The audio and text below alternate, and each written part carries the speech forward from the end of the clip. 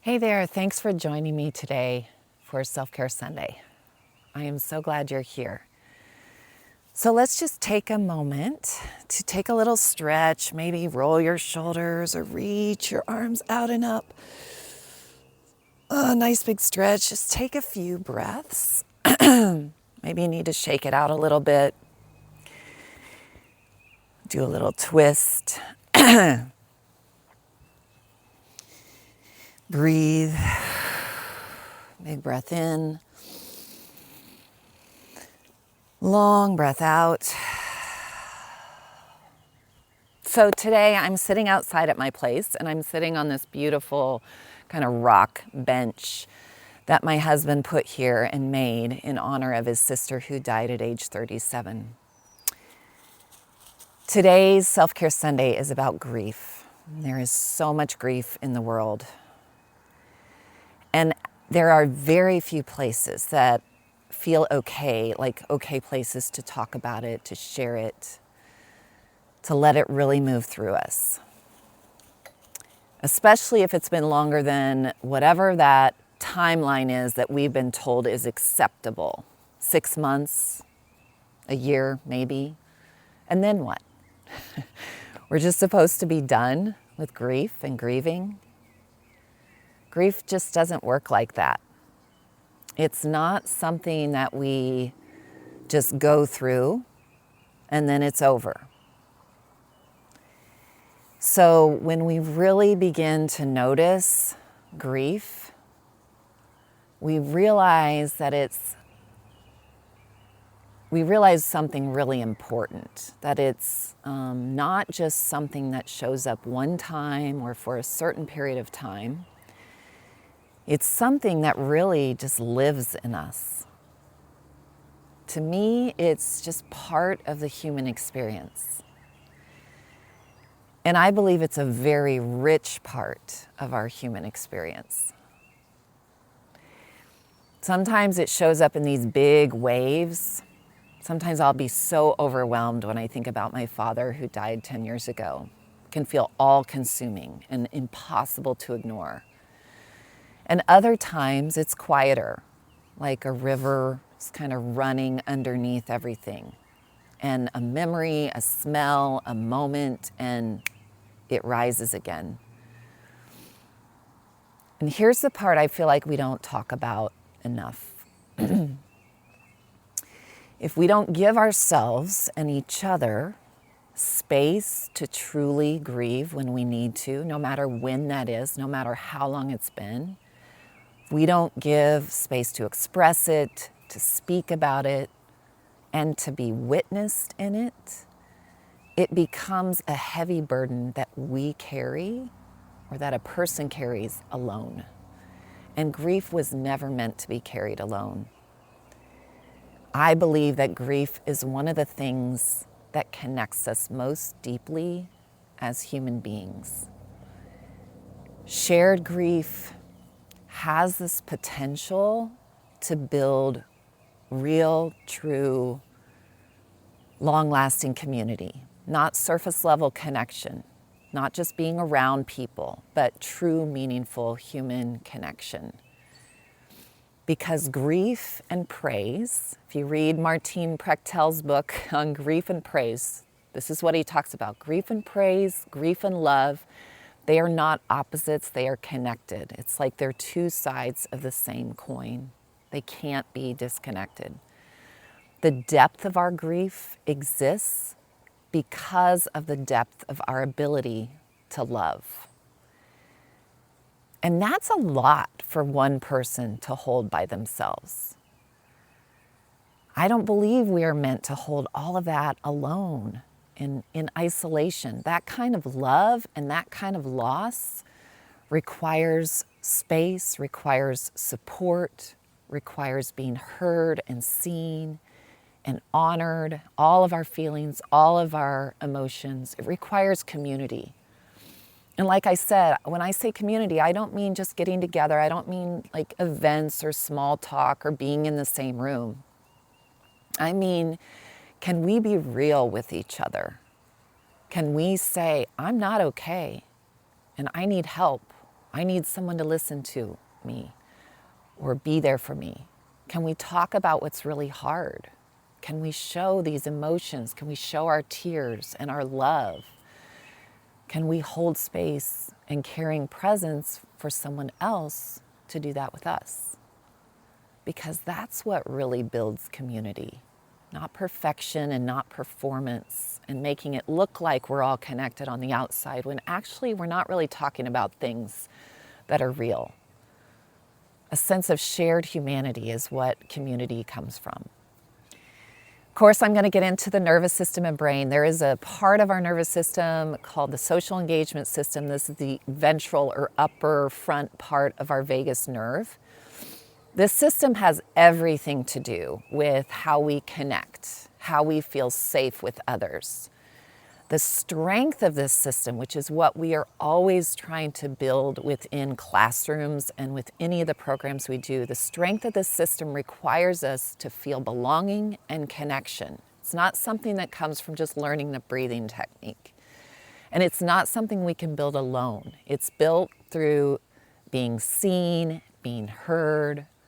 It's built through holding and caring, loving each other, holding that compassionate space for others when they're sharing their feelings, emotions, and vulnerabilities. It's strengthened through being real with one another. Grieving together or even allowing ourselves to be witnessed in our grief is one of the most powerful ways that we can activate this system. Connection allows us to grieve, and grief, when shared, deepens connection. It goes both ways.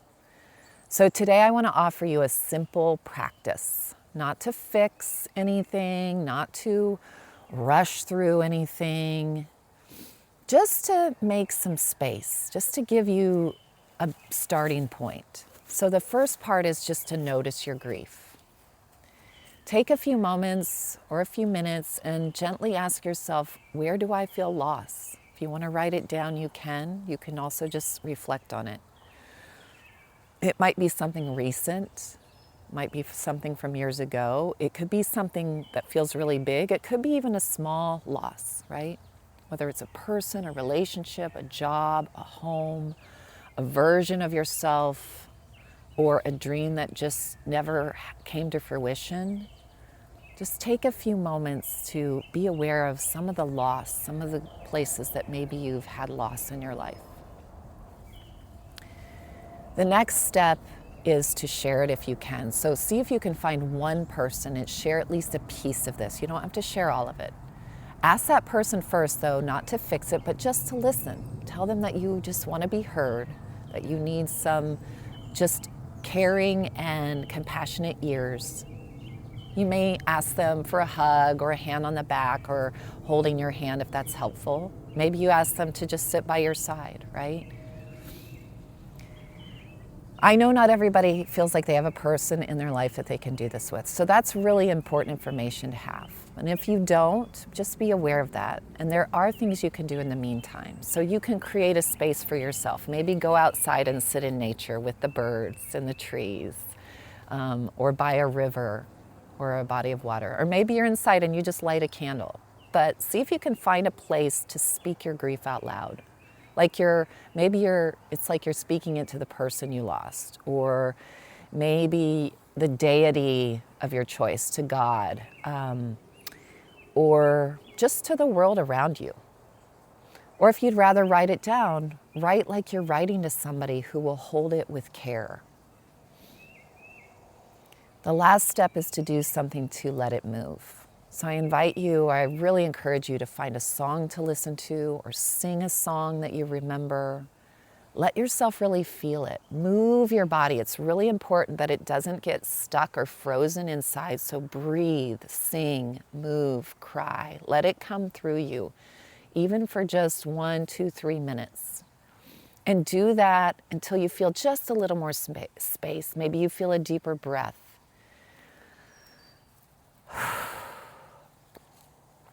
You can create a small grief ritual that you can do, every once in a while. It doesn't have to be complicated. You can use any of these elements, but light a candle, take a walk and speak your thoughts out loud, write letters to someone or something you've lost.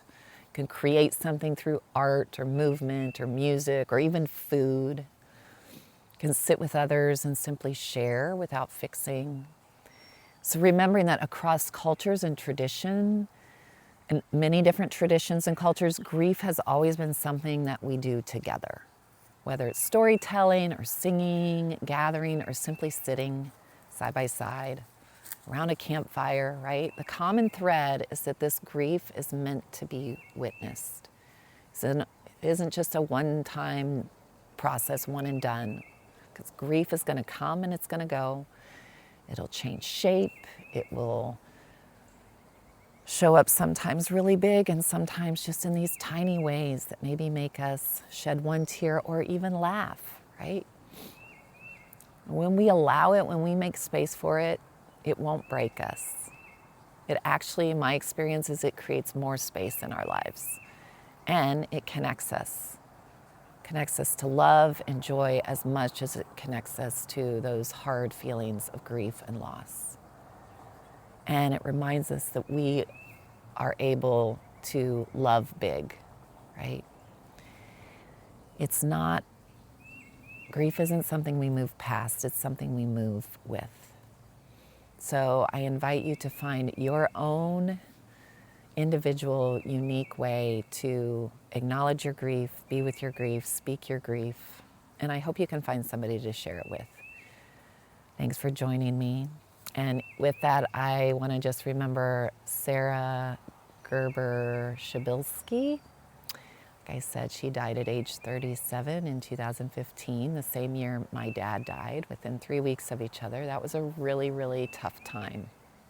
It's also the same time that we bought this place. And this space for us has been a place of grieving and healing and creating spaces for ourselves in more intimate, individual, just us spaces, but also bigger community spaces where we can share these things with each other. So I invite you to find your own way to do that. Thanks for joining today. Take good care. I'll see you next time. Remember to breathe. Bye.